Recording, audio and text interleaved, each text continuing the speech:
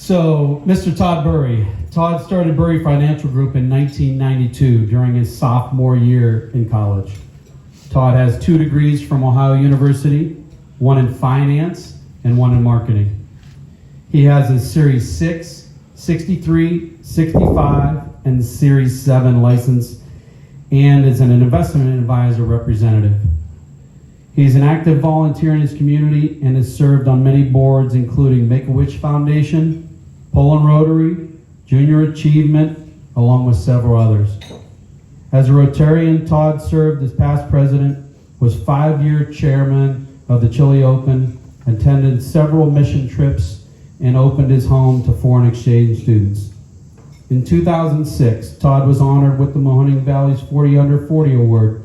This distinction is awarded to 40 recipients under the age of 40 who have made a difference in both their business and their community involvement. He was also awarded MVP status, which is given to the top 5 of the 40. Among Todd's many hobbies, which include golfing, fishing, traveling, and magic, spending time with his family is his favorite. Todd enjoys volunteering as a magician with several schools and nonprofit agencies, bringing joy and laughter to both children and adults alike. Todd was featured in Forbes magazine for his accomplishments in business. Todd is ranked #1 in production of all Sage Point financial professionals in the state of Ohio, and top 10 of nearly 1,500 Sage Point financial professionals nationwide. Todd's favorite accomplishment is raising a family with his wife Debbie. They have 3 daughters: Bailey, Kent State University class of 2019, Bella, Ohio University class of 2020, and Sarah, the Ohio State University class of 2022. Ladies and gentlemen, my good friend, Todd Burry. Thanks, Jim. Thanks, Todd, Kelly, Amy, everyone that put this together, everybody that showed up, all the friends and family. I had no idea.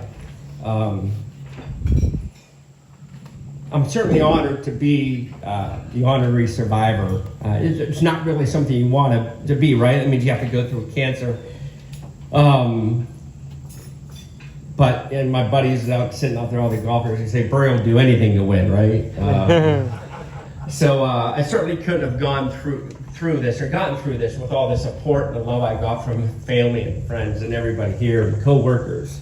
It's awesome. The phone calls, the texts, the letters, the food that people would drop off, and it's really special, especially my wife Debbie, my daughters Bailey, Bella, who are here, and Sarah, my brother Mike is here, and Terry, and my twin brother Troy. I'm Todd. I didn't show some of this stuff when we were. And I love you, Mom. I love you, Mom.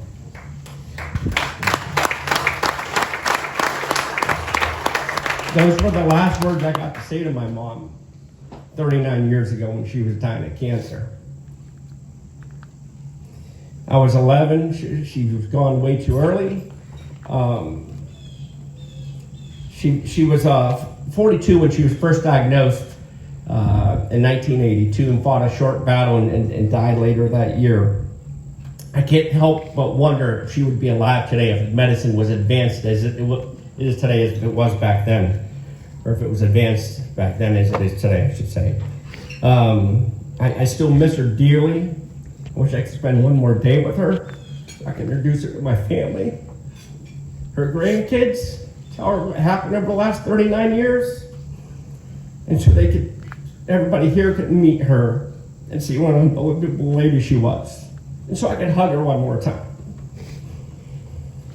Years later, her sister, my Aunt Georgie, I found out she had cancer. Her first time at age 42, she beat it a couple of times, but ultimately succumbed to cancer. Fast forward to 2013, had some medical issues going on, doctoring, ended up doing a biopsy, found out that I had cancer. Non-Hodgkin's lymphoma, diffuse B-cell non-Hodgkin's lymphoma is what I had. So a couple things came to my mind. First, I'm 42. That's what my mom was when she first found out. My aunt was when she first found out. I'm 42. And my next thought was, all right, let's go. Bring it on. All right, I'm going to beat this thing. And you guys heard there, I'm a little bit competitive. And I felt confident. For some reason, I thought I would beat it. So my chemo treatments were every other Thursday and Friday. I did my radiation in Boardman at Mercy. I did my chemo at first up at Cleveland Clinic. So my sessions were every other Thursday and Friday. Thursdays, I was usually the first patient hooked up to the machines. Like 7:30, 8 o'clock in the morning, I get hooked up. I had 5 chemo drugs going through my system.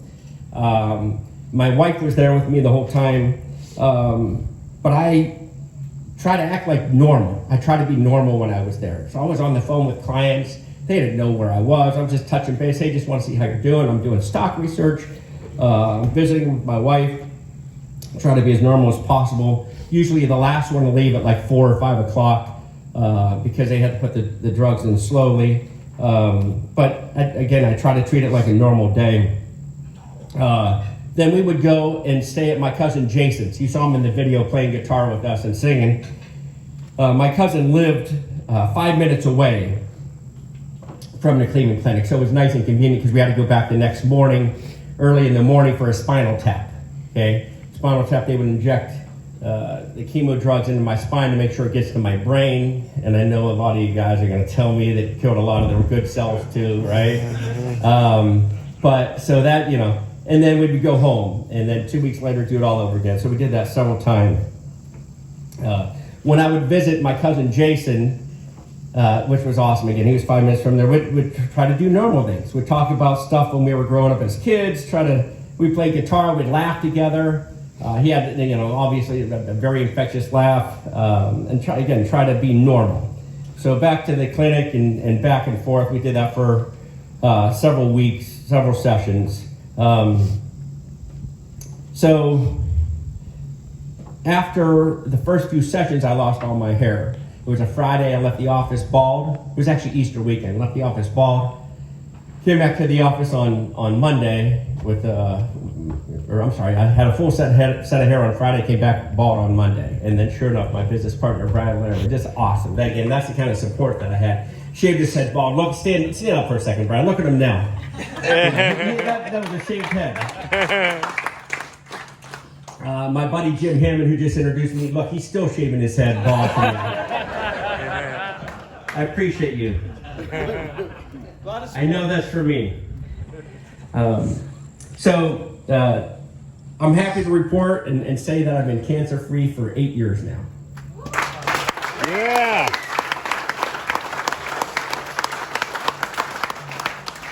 I firmly believe that without the great support system that I have, the friends and the family, and without a great attitude, and of course without the advanced medicine, that I would not be here today. Unfortunately for my cousin Jason, who you saw in the video, he wasn't feeling well a few months after that we stayed at his place. In a few weeks after that, they found out he had cancer, and 6 months later, he was gone. He was age 42. I miss him. I miss that infectious laugh.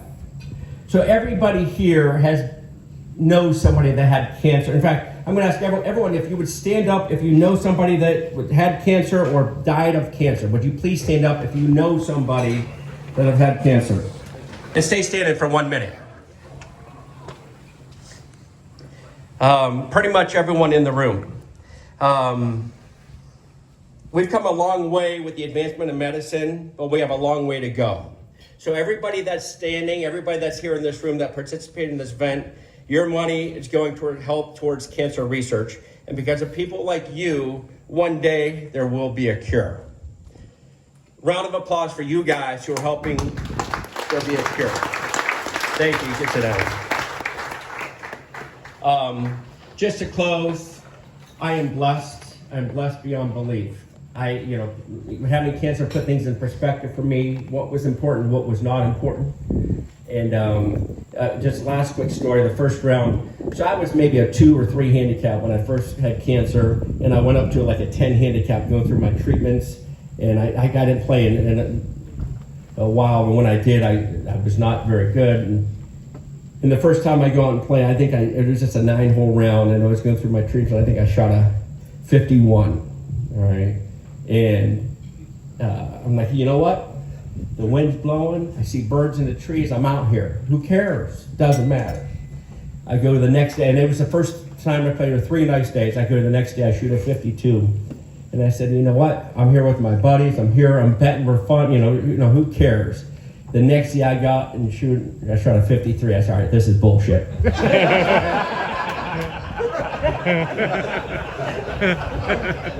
So, yeah. But no, with that, thank you everybody. Thank you for supporting this event. Your contributions go a long way. And then we have an auction and stuff coming up here. Everybody, all the volunteers, again, phenomenal job. Kelly, Amy, thank you. Thank you everybody.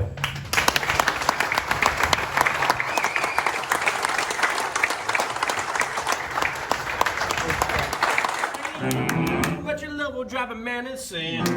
Break my will. You know what I did? Magic. But it doesn't matter. Right. Unless I do magic. No, Audrey, this is for you. One card as I go through. I don't care which card you take. I love this bar. He's a wizard of some sort. I took the deck like this. The magic goes like this. I take the quarter and I slide it underneath like this. No, he's... I have a rule that I try to adhere to. It's don't bet against Bury. Todd Bury. There's a light right above the table. I'll cast my shadow. Wow. The hardest one is this one because everybody knows what to expect. Tap the deck and say a magic word. And I think Todd definitely has the it factor. Veronica. Oh.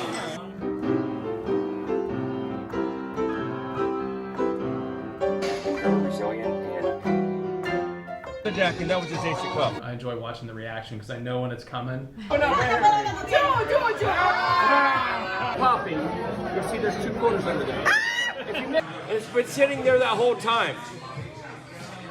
Oh my God! Pretty good. $120.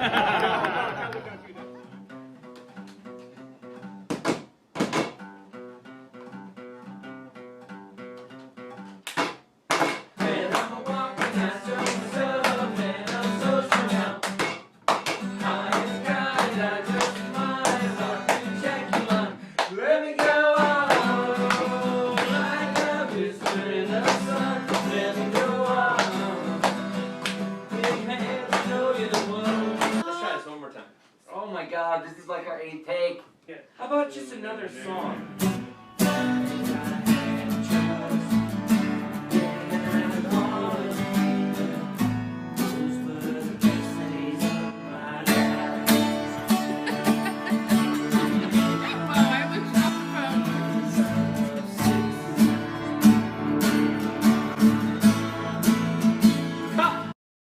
My heart dropped down to the floor. It was just terrible.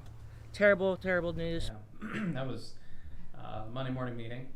I never once thought he wouldn't make it. If anybody can get it done, Todd Bury's going to get it done. I couldn't let myself get to that point. He knew he got dealt a bad hand.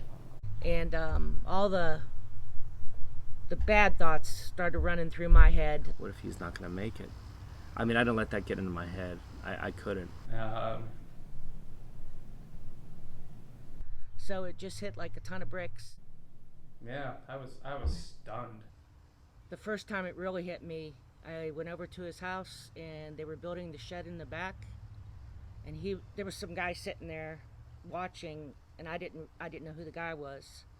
And then he turned around and there it was Todd. We saw some of the difficult times. He never made it difficult. He was not going to let that define him. When he came in on Monday with his head shaved, I was like, okay. So, yeah, I went home that night and shaved mine. And, we're with him. I wasn't as afraid when he got cancer as when my mom got it, because He's just a fighter. And he was going to turn something good from that. I never really feared that he wouldn't conquer it. And damn it, he did. Well, you could sense he was going to beat it. He was prepared to do that. I remember this last treatment. We all went to The hospital? we went to the hospital, and a whole group of us, and they had balloons and celebration as his last treatment. As he was going through it, I know I would go home and talk about it, with my wife, and go, I mean, it's just amazing. And I think he set such a beautiful example to his kids by doing that. I don't know if I have that. He is special. And if you know him, you know how special he is. I couldn't ask for a better brother. I mean, I couldn't. Sorry, Troy. I didn't mean that. I mean, he's good too. I've certainly have seen a lot of the Todd Burry show up close and personal, and I still am impressed.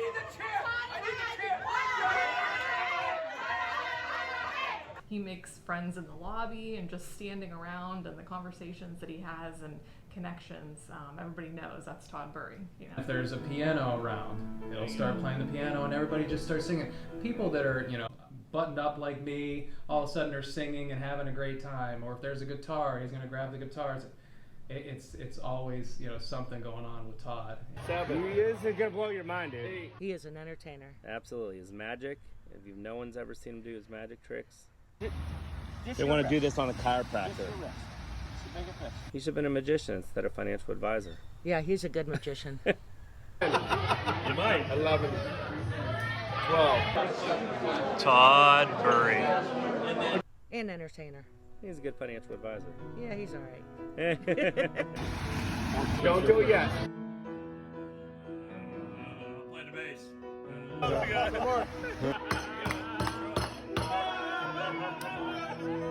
Just a small town girl. Todd Burry. She took the midnight train. Todd Burry. Anywhere. Here we go, Tom. Just a city boy. Todd Burry, man. He took the midnight train. Todd Burry. Todd Burry. Todd Burry.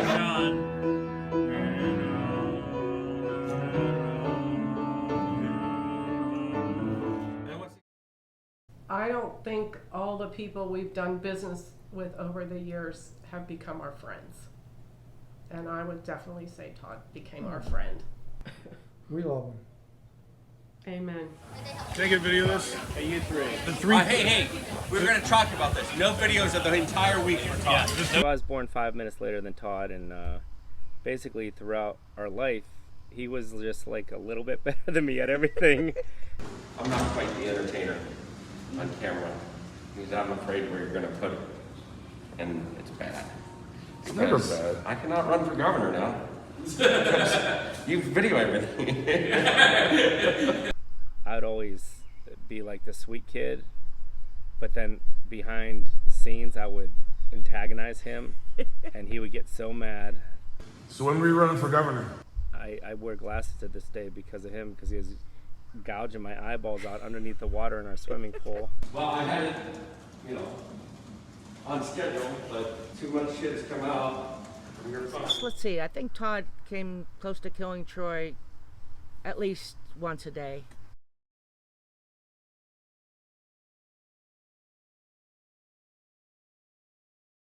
All right, good job, Troy. 20 you're not inside those two. Make it 50. We didn't know we were playing total. I'll go 50. You're not inside us two. No, I can't do that. 50 to 10. I say you won't even hit the three. I'll bet that.